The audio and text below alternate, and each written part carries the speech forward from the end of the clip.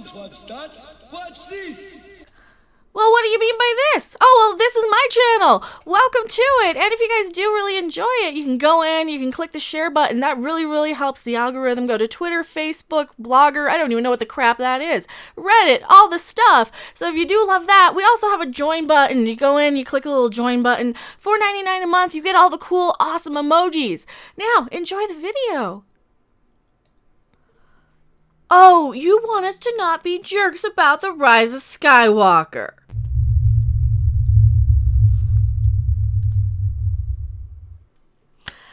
Hello everyone, I am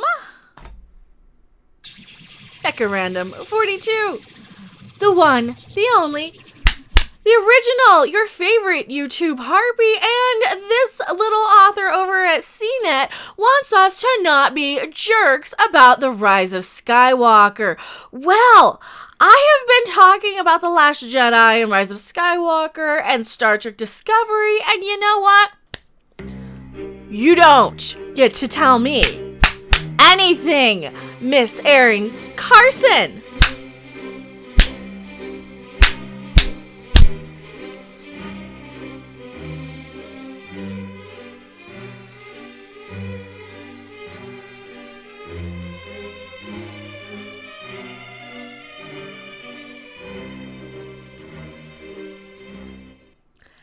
Now, since I need to elaborate for some of these article writers who have not been getting called everything from a Russian troll, bot, a cousin humping, a basement dwelling, man baby, etc., Mecha troll face. That's what Pablo Hidalgo had retweeted about me way back in last February. When myself, Doomcock, etc., a lot of us were getting really vocal about Discovery. Because Star Trek Discovery is also equally as bad, because look at the same people involved. You've got J.J. Abrams people involved there too, his little proteges. So maybe this just means J.J. Abrams is not a very good writer or producer or director or whatever the crap he does. He does a whole bunch of disjointed visual effects to throw at the screen.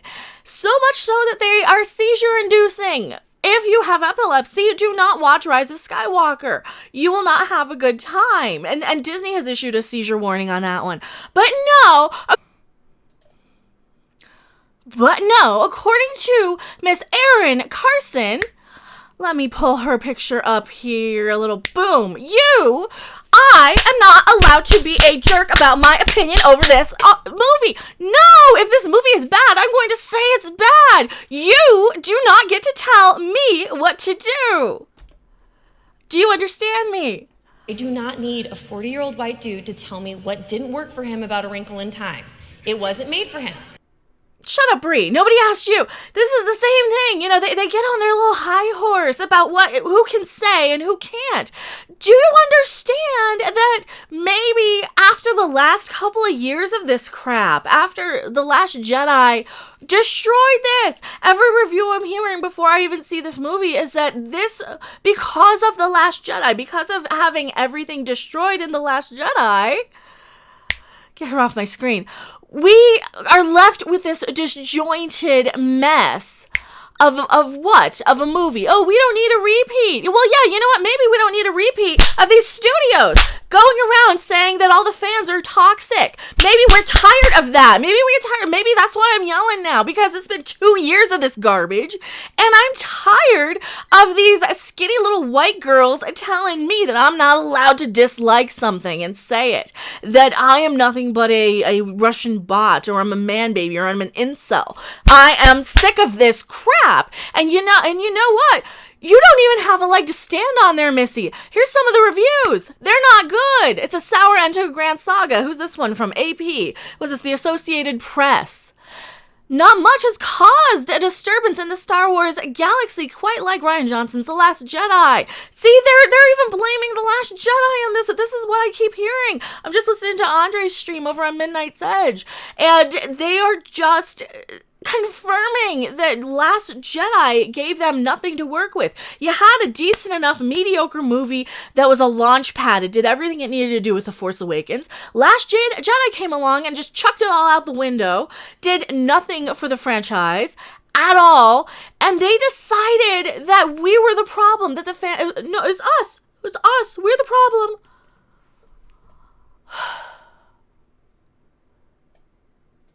I get tired of being blamed.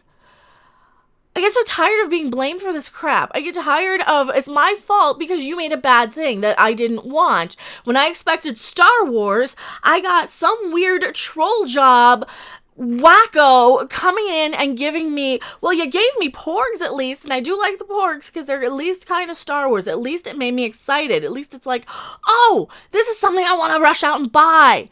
What's The Last Jedi got? Nothing. You can't stop me, I'm a Jedi from Jakku. And you're not even that interesting, Rey. No.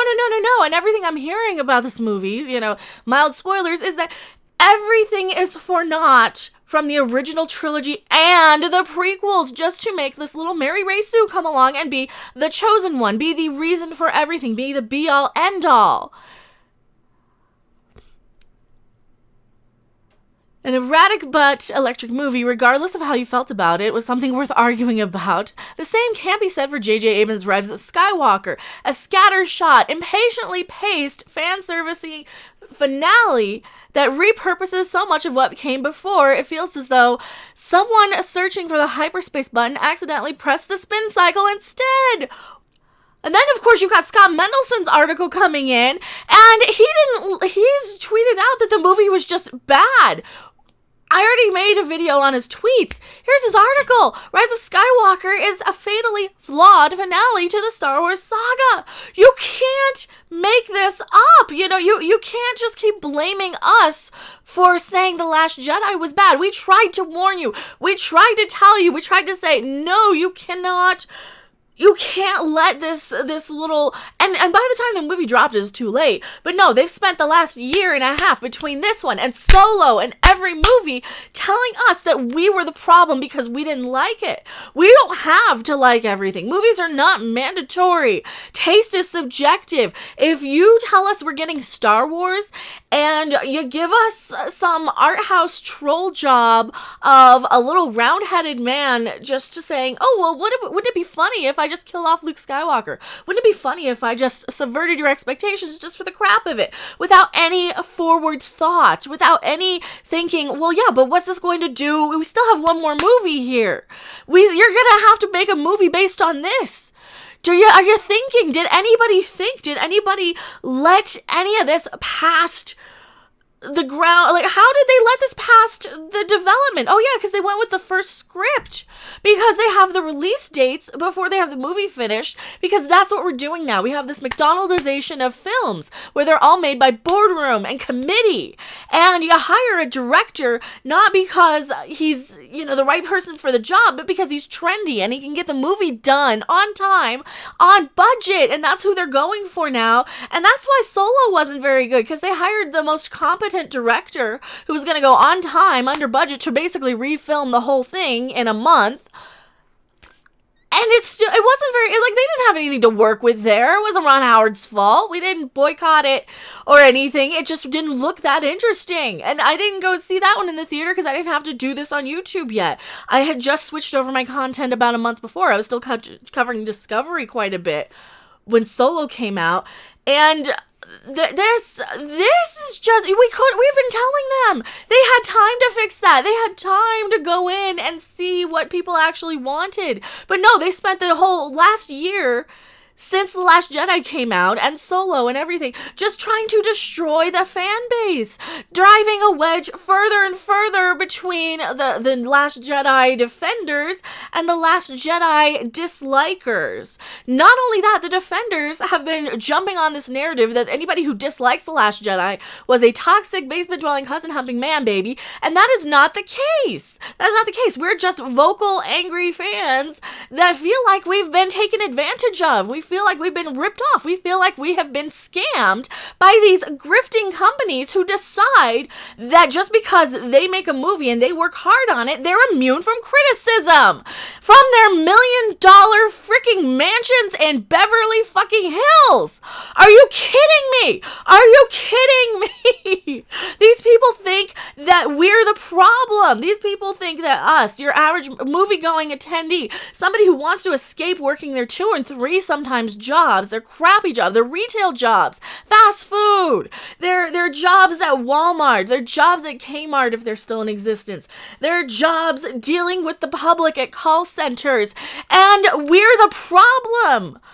We're having trouble making rent, some of us. We're having trouble doing the basic necessities to survive. And not only that, you have the nerve to tell us to calm down and not be a jerk about the rise of Skywalker. Are you... what is wrong with you? What is wrong with Hollywood and the entertainment industry and the media?